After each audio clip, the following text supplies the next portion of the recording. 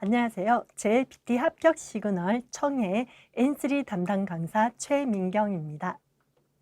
자, 오늘은 저와 함께 시험의 개요에 대해서 알아보고요. 그리고 각 파트별로 공략법 살펴보겠습니다. 그리고 청해 시험을 어떻게 공부하면 좋을지 공부법에 대해서도 알려드리도록 하겠습니다. 자, 먼저 시험에 대해서 보시면요. 청해 문제는 총 40분 동안 이루어지고 있습니다. 자, 그리고 일상적인 상황에서 자연스러움에 가까운 속도의 회화를 듣고 이야기의 구체적인 내용을 등장인물의 관계에 맞춰서 거의 이해할 수 있다라고 나와 있죠. 즉 여기서 핵심이 또 일상적인 상황이라는 거예요. 그래서 우리가 일본에서 예를 들어서 가게에서 쇼핑을 한다든지 아니면 친구와 대화를 한다든지 교수님과 대화를 한다든지 아니면 아르바이트를 할 때 점장님과의 대화, 회사에서 동료들과의 대화, 직장 상사와의 대화 이런 것들이 모두 청해로 녹아져서 문제화되어 있다라고 보시면 되겠습니다. 자, 일상생활을 기준으로 하다 보니까 청해를 열심히 공부를 하시잖아요. 그러면은 청해에서 익힌 표현들을 고스란히 그대로 일본어 회화로 녹일 수가 있습니다. 그래서 아주 요용하고 도움이 되는 파트라고 할 수가 있어요. 자, 그리고 보시는 것처럼 등장인물의 관계라고 했는데 이게 관계성에 있어서 친구끼리면은 아무래도 대화문이 반말로 진행이 되겠죠. 그리고 학생이나 선생과 관계 또는요, 우리 상사와 직원의 관계였을 때는 상하가 있잖아요. 그러면은 높임말, 낮춤말이 들어올 수도 있다라고 생각하고 도입을 해주셨으면 좋겠습니다. 네, 시험 점수 배분은요, 60점이 총 만점입니다. 그런데요, 60점 만점이지만 당연히 청해 파트에서도 과락이 있어요. 과락은 19점이 가락이 되겠죠. 하지만 다시 한번 말씀드리지만 과락에 집중하시기보다는 한 문제라도 더 잘 듣고 더 맞추는 데 집중을 하시면은 과락은 충분히 뛰어넘을 수 있습니다. 자, 우리 청해 파트 문제 어떻게 나온지 한번 살펴보겠습니다. 먼저 과제 2의 6문항, 포인트 2의 6문항 나와 있죠. 과제 2와 포인트 2 같은 경우는 문제집에 문제가 벌써 인쇄가 되어 있습니다. 그래서 과제 2에 들어가시기 전에 꼭 선택지를 읽어보고 계셨으면 좋겠어요. 그리고 개요 2가 3문항이 나와 있는데 선택지도 적혀 있지 않고요. 아무것도 인쇄가 되어 있지 않습니다. 고도의 집중을 요하는 문제이고요. 좀 난이도가 높은 문제라고 볼 수 있습니다. 그리고 발화 표현이라고 하는 거는 네문항이지만 그림을 보면서 상황을 묻고 있거든요. 재밌는 문제라고 할 수가 있어요. 그리고 즉시응답 문제 9문항 되어 있습니다. 자, 과제 2에다 보니까 과제 해결에 필요한 정보를 듣고 무엇을 해야 되는지 찾습니다. 그리고 포인트 2에는 말하고자 하는 포인트를 파악하시는 문제이고요. 개요 2에는 전체적인 개요 또는 화자의 의도를 묻는 문제 많이 묻고 있습니다. 자, 그리고 발화 표현하는 거는 조금 전에 말씀드렸듯이 그림에서 나오는 상황에서 적절하고 자연스러운 표현 찾기입니다. 그리고 즉시응답 문제는 짧은 문장을 듣고 그거에 대한 적절한 응답을 찾는 문제 출제가 되고 있습니다. 자, 각각 파트에 대해서 조금 더 자세히 알아볼까요? 자, 먼저 1번 과제 2의 문제 나오고 있는데요. 과제 2의 문제는 총 6문항이 출제가 되고 있습니다.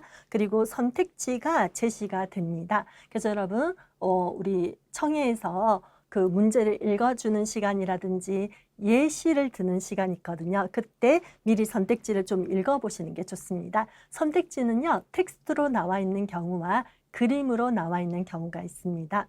그리고 선택지에 있는 단어를 보시면서 이 단어가 나왔다는 것은 회사에서 일어나는 상황이구나. 이 표현이 나왔다는 것은 가게에서 일어나는 상황이겠구나 하고 미리 유추해 보시는 것도 좋습니다.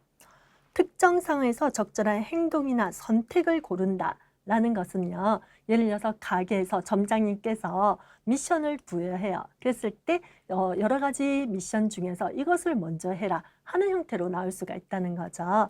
그리고 선택이라고 하는 거는 남자나 여자가 예를 들어서 가게에 갔어요. 그래서 물건을 사야 되는데 여러 가지 물건 중에서 무엇을 고르게 되는지 묻는다라고 보시면 되겠습니다. 자, 그러다 보니까 미션 수행자가 누군지를 꼭 들어보실 필요가 있습니다. 男の人はこれからどうしますか? 女の人は何を買いますか? 이렇게 나오거든요. 그랬을 때 미션 수행자가 여잔지 남잔지 꼭 보셔야 돼요. 그리고 간단하게 메모를 여자, 남자 이렇게 좀 해주셔도 좋을 것 같습니다. 주어를 꼭 메모를 하자. 기억을 해주셨으면 좋겠어요. 문제에서 시제나 숫자가 언급되면 꼭 메모. 그렇죠. 이거 정말로 중요합니다. 우리 때를 나타내는 표현이라든지 시간, 날짜 나오거나 아니면은 뭔가 수치가 나오잖아요. 그러면은 꼭 메모를 해주셔야 됩니다. 처음 들었을 때는 이 정도는 기억할 수 있겠지. 하지만 우리 문제를 내용을 듣다 보면은 앞에 무슨 얘기 나왔더라? 며칠이었지 하는 거를 순간 까먹을 수가 있거든요. 그렇기 때문에 꼭 메모하는 습관을 가지셔야 되겠습니다. 자, 그리고 먼저 제시가 된 숫자를 기준으로 해서 이동하는 경우가 많이 있어요. 그래서 먼저 제시된 숫자는 꼭 정확하게 들어주셔야 됩니다. 지문 속의 표현이 선택지와 일치하거나 비슷한 표현이 나오잖아요. 그러면 바로 여러분 마루바츠 동그라미 X를 칠 준비를 하셔야 됩니다. 그리고 그 키워드가 나왔을 때 비슷한 표현이 나왔을 때 그거에 대해서 긍정적인 대답을 하는지 부정적인 대답을 하는지에 따라서 동그라미 X를 꼭 해주셔야지 여러분이 정확한 답을 찾을 수가 있거든요. OX 꼭 체크를 해주시기 바랍니다. 부탁, 요청, 의뢰, 제안하는 표현이나 우선순위나 순서를 바꾸는 표현에 유의하셔야 되겠는데요. 특히 행동이나 선택 같은 경우에서 그것도 좋지만 앞에 게 더 좋아 라고 한다든지 아니면은 이것을 해주세요. 창문을 먼저 닦아주세요. その前にお客さんが呼んでるから先にお客さんのところに行ってきて그 전에 우리 손님께서 부르고 계시니까 먼저 손님한테 가 하는 것처럼 선택의 반전이 이루어지는 경우가 정말로 자주 출제가 되고 있습니다. 그래서 여러분 끝까지 방심하지 말고 반전이 이루어지는지 아닌지를 잘 들어주셔야 되겠습니다. 네, 문제 1번 과제 2에 이어서 포인트 2의 문제 같이 보시겠는데요. 포인트 2의 문제도 과제 2회와 동일하게 총 6문항이 출제가 되고 있습니다. 그리고 선택지도 인쇄가 되어 있어요. 그 선택지는 과제 2회와 동일하게 텍스트로 되어 있는 경우와 그림으로 되어 있는 경우가 있습니다. 그리고 포인트 2의 문제 같은 경우는 과제 2회와 다르게 먼저 문제를 읽는 시간이 주어진다는 점에서 큰 차이가 있습니다. 그렇다면 이 질문이 나온 다음에 문제를 읽은 시간을 약 10초 정도 주거든요. 그렇다면 이 선택지를 읽을 시간을 따로 주는 것만큼 선택지가 읽기가 어려울까요? 그렇지는 않으니까 여러분 너무 걱정하지 않으셔도 되겠습니다. 다만 문제를 읽을 시간을 잠시 주어준 다음에 그 다음에 지문으로 들어가거든요. 그러다 보니까 지문으로 들어가는 그 순간을 여러분께서 좀 놓치는 경우가 생길 수가 있더라고요. 그래서 여러분 집중력 흐트러지지 않도록 유념해 주시고요. 자, 조용한 시간 있다가 갑자기 띵 하면서 그 청해 지문이 들어갈 거거든요. 집중해서 청해 지문 들어가는 순간 바로 또 다시 순간 집중을 하는 그런 훈련을 해주셔야 되겠습니다. 저와 함께 같이 하실 거예요. 자, 먼저 선택지를 읽는 시간이 주어진다 하고 말씀드렸습니다. 그래서 꼭 선택지를 읽으며 대비를 해주셔야 되겠고요. 그리고 포인트 2회잖아요. 개요 2에서는 미션 수행에 대해서 많이 얘기를 하는데 포인트 2회 같은 경우는 전체적인 내용에서 무엇이 포인트인지를 묻고 있어요. 그래서 만약에 여러분이 단어를 조금 모르거나 살짝 놓치는 부분이 생기더라도 당황하지 마시고 이 사람이 말하고자 하는 포인트가 무엇인지만 좀 더 계속 집중해서 들어주셨으면 좋겠습니다. 그리고 상대방의 대답을 통해서 오답이 되는 부분을 선택지에서 하나씩 제거를 하면서 들어주시기 바랍니다. 그리고 문제는 어째서 이런 일이 일어났는지, 무엇 때문에 이런 일이 일어났는지, 이것은 무엇에 대한 설명인지 많이 묻고 있습니다. 그래서 이 어째서 물어에 대한 질문이 워낙에 많다 보니까 선택지에서는 뭐뭐 하니까 나니 가라 하고 끝나는 선택지가 많이 출제가 되고 있습니다. 그리고 반전이 일어나는 부분을 조심하셔야 되는 것은 앞서 문제와 동일하다 할 수 있겠습니다. 특히 야빨이 역시 지츠와 실은 소레모 소우다케도 그도 그렇지만 소레요리 그것보다도 나니요리 무엇보다도 이런 표현이 나왔을 때는 귀를 쫑긋 세우시고 초집중해서 그 다음 내용을 들어주셔야 합니다. 자, 문제 3번 개요 이해가 되겠는데요. 개요 이해는 선택지도 인쇄가 되어 있지 않고 그림도 없습니다. 그냥 여러분 문제에서 메모라고 적혀 있을 뿐입니다. 그래서 여러분 총 3문항이 나오니까 1, 2, 3 이렇게 먼저 적어 주시고요. 먼저 간단한 메모를 할 자세로 들어주셨으면 좋겠습니다. 자, 그렇다고 간단한 메모라고 말씀드렸는데요. 모든 내용을 다 받아 적으실 필요는 없습니다. 정말 키워드가 되는 중요한 부분만 간단하게 메모를 하셔야 됩니다. 문제집에 아무것도 인쇄가 되어 있지 않다라는 설명이 나갈 거예요. 그리고 주제문이나 전체적인 내용을 묻는 문제가 자주 출제가 됩니다. 그래서 이것도 여러분 이 내용을 들었을 때 이것을 주제, 타이틀을 내가 매긴다면 어떤 타이틀을 생각하면 좋을까? 어떤 타이틀이 오면 좋을까? 아니면 이 사람은 전체적으로 무엇에 대해서 얘기를 하고 있지? 하는 전체적인 개요를 묻기 때문에 모르는 단어가 나와도 연연해 하지 마시고요. 전체 의미 파악에 집중을 해주셨으면 좋겠습니다. 대화 지문 나올 수 있고요. 독백 지문 나올 수 있습니다. 대화 지문 같은 경우에는 보통 두 번째, 세 번째 문장에서 정답이 되는 경우가 좀 많은 편입니다. 하지만 여러분 최근에는요. 앞부분에서 정답을 먼저 말해놓고 그 다음에 다른 선택지를 유도하는 내용이 나오는 경우가 좀 많이 출제가 되고 있거든요. 그래서 이 부분도 여러분 이런 편이 많다 정도 보시고 100%는 아니다 이렇게 봐주셔야 됩니다. 그리고 우리 합격 시그널 교재는요. 중간 정도에서 답이 나오는 경우, 앞부분에서 먼저 답이 제시가 되는 경우, 마지막 부분에서 답이 제시가 되는 경우 모두 다 수록이 되어 있습니다. 그래서 우리 교재를 통해서 충분히 여러분이 연습하실 수 있으십니다. 독백 지문 같은 경우는 この人は主に何について話していますか? 이 사람은 주로 무엇에 대해서 얘기하느냐 하는 질문이 많이 나오는데 전체의 테마, 주제문을 얘기를 한다라고 봐주시면 됩니다. 네, 발화 표현 문제 같이 보시겠습니다. 문제집에 그림이 있다. 그리고 화살표가 되어 있는 사람이 나다라고 되어 있는데요. 문제지를 보시면은 그림이 큼지막하게 이렇게 4개가 나오고 있어요. 그랬을 때 이 그림에서 보면서 사람이 2명 정도 나오거든요. 그랬을 때 화살표가 이렇게 그려져 있는 사람이 있습니다. 이러한 상황에서 이 화살표가 그려져 있는 사람이 하는 말에 대해서 질문이 출제가 되고 있습니다. 자, 이 그림을 보시면서 이야기가 이루어지고 있는 장소를 한번 보셨으면 좋겠어요.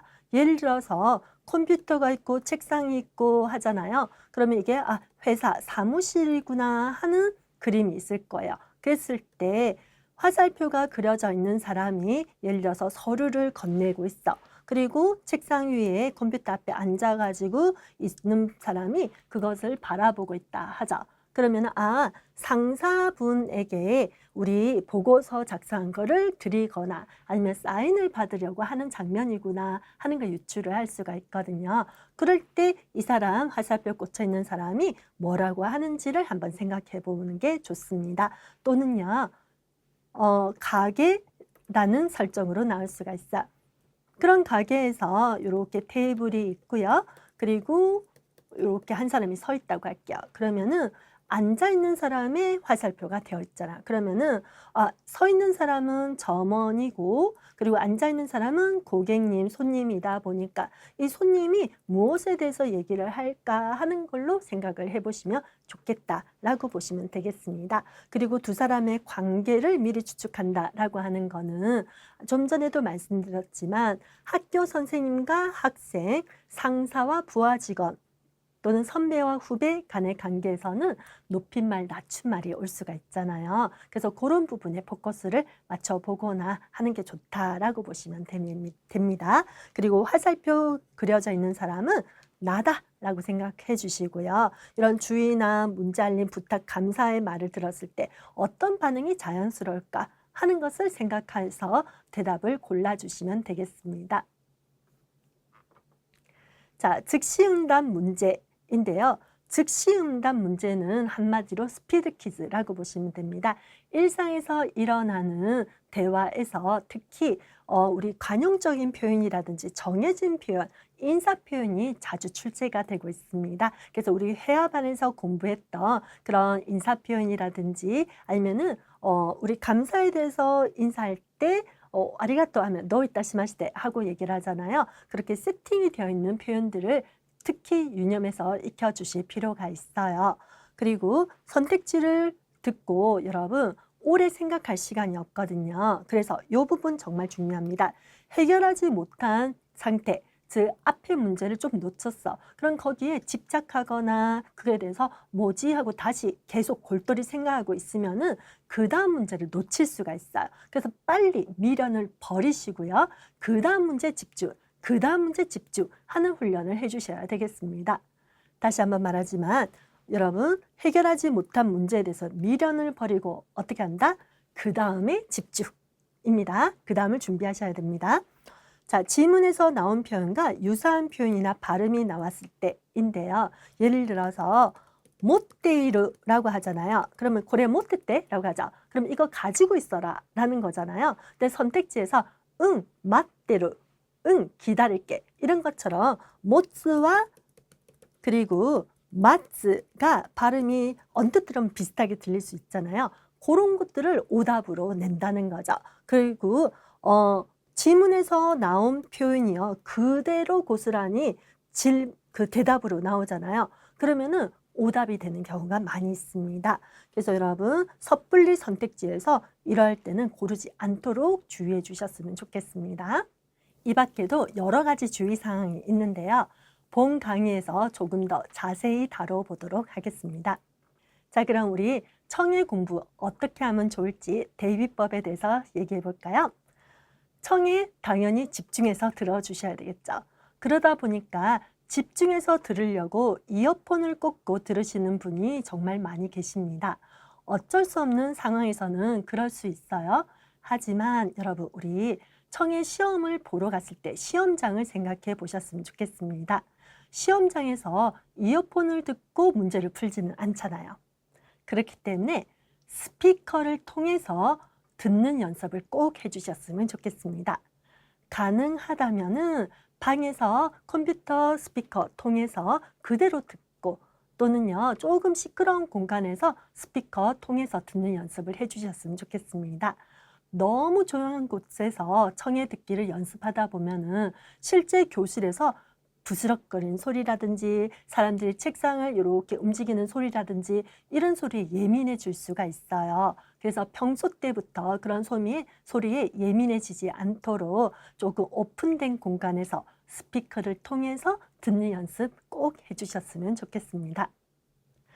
그리고 청해에서 여러분 어휘나 표현 많이 익히게 되어 있는데요. 청해 점수를 올리려면은 단어, 어휘를 많이 알아야지만 잘 들리거든요. 사람이 그래요. 아는 단어는 정말 잘 들리는데 모르는 단어는 하나도 안 들리거든요. 그래서 이 어휘나 표현 많이 익혀주셔야 되겠습니다. 청에서 많이 나오는 어휘나 표현도 여러분 우리 교재에 다 수록이 되어 있으니까 같이 한번 살펴보실 거예요. 그리고 구어체 축약이나 생략, 경어 표현, 말투나 억양 등도 있는데요.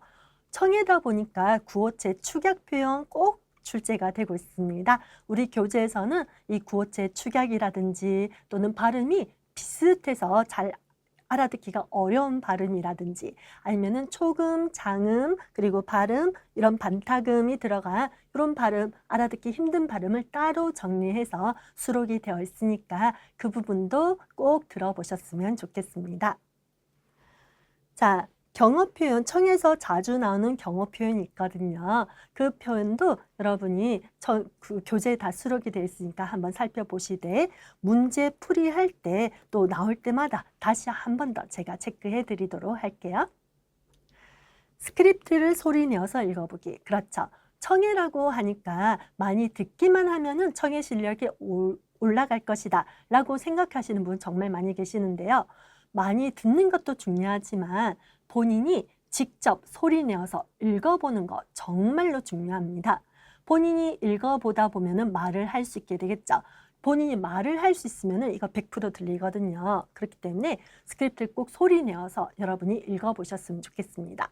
그러면은 청해 실력뿐만 아니라 말하기 실력도 올라가거든요. 그러면 일본 친구랑 대화할 때 더 즐거우실 거예요. 자, 반복해서 듣기. 그렇죠. MP3 계속 반복해서 들어주셨으면 좋겠습니다.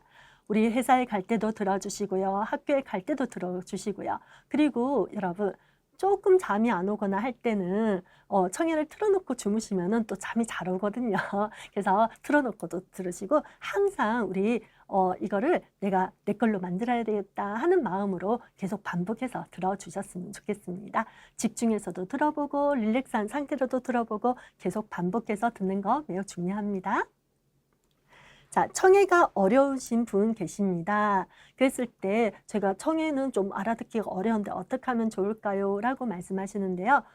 여러 파트 중에서 문제 4번 파트랑 문제 5번 유형 있죠. 5번 파트가 좀 짧아요. 그리고 간단한 대화 형태로 되다 보니까 재미있거든요. 그래서 너무 청해가 좀 아직은 어려워요 하시는 분이 계시다면 문제 4번 유형과 5번 유형부터 먼저 들어가셔도 좋을 것 같습니다. 4번, 5번 유형만 계속 듣다 보면 좀 재밌거든요. 그럼 조금만 더 긴 대화를 들어볼까 하는 생각이 드실 거야. 그때 문제 1번, 2번, 3번 유형 순서대로 한번 들어보시는 것도 좋을 것 같습니다.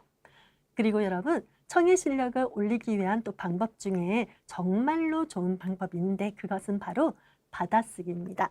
MP3 들어보시면서요. 간단하게 받아쓰기 해보시는 것도 너무 좋거든요. 받아쓰기도 한번 해보셨으면 좋겠습니다. 자, 이렇게 청해를 공부하는 요령에 대해서 말씀드렸는데요. 이런 것들을 다 녹여서 강의에서 다시 한번 말씀드리고 또 문제를 통해서 필요한 부분에 대해서 한 번 더 설명을 드리도록 하겠습니다. 자, JLPT 합격 시그널을 통해서 공부하시다 보면은 청해 실력이 튼튼히 쌓아 올라가질 것이고요. 그러다 보면은 문제를 푸는 자신감도 붙고요. 그리고 속도도 빨라지실 겁니다. 여러분, N3를 취득하고자 하는 여러분께서 꿈을 이룰 수 있는 그날까지 우리 시사 합격 시그널 함께 하도록 하겠습니다. 감사합니다.